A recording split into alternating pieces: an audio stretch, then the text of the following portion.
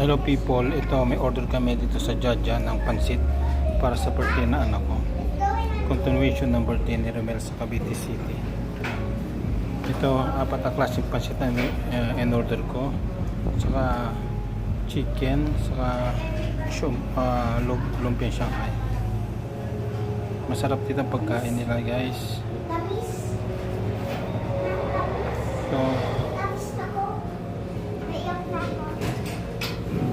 ito yung pansit malabon, pansit bihon,